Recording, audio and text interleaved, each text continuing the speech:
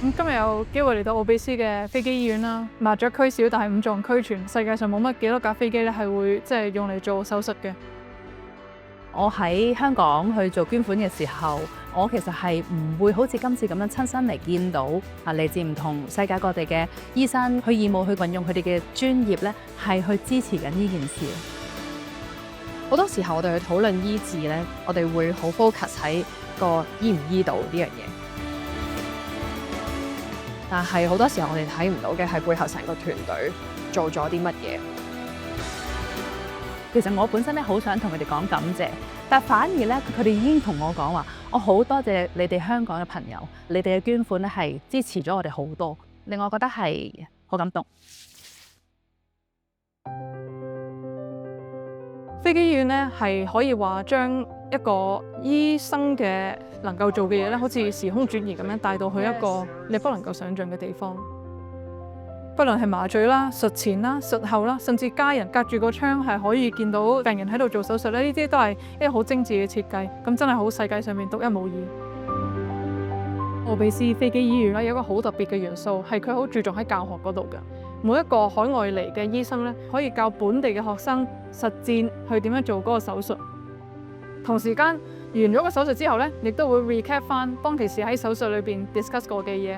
咁我作為一個在訓嘅醫生啦，我覺得呢個係一個好詳細、好完善嘅一個訓練過程。我覺得好好嘅係奧比斯好着重喺 trainer 呢樣嘢，好似種下啲種子擺翻去呢個社區度咁。作為捐款者，我就會覺得就係好似將我哋嘅捐款啦，唔單止一個短期嘅救濟咯，而係一個長期咧俾到呢度嘅人嘅能力咧去自力更生。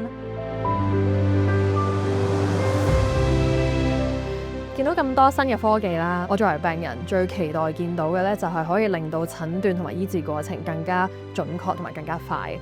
其實作為病人咧，等待嘅時間係最煎熬嘅。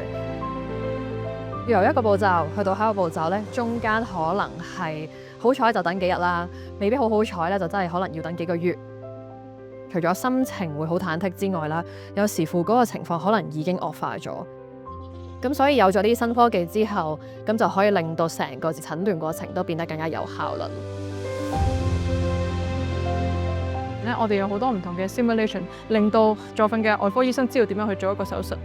喺一啲資源匱乏嘅地方啦，可能眼科醫生唔夠啦，用 AI 嘅方法就係其中一個好有效嘅方式，去揾出有冇一啲似糖尿上眼嘅病徵。奧比斯呢一系列嘅科技發展咧，其實係真係好有效，去幫一啲發展中嘅國家啦、資源唔夠嘅地方啦，喺眼科醫生唔夠嘅情況底下咧，更有效、更快速咁樣提供到醫療人員嘅培訓，以及更好嘅病人嘅照顧護理。Thank you。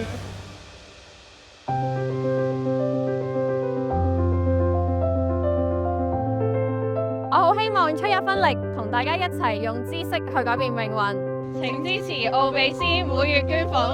耶！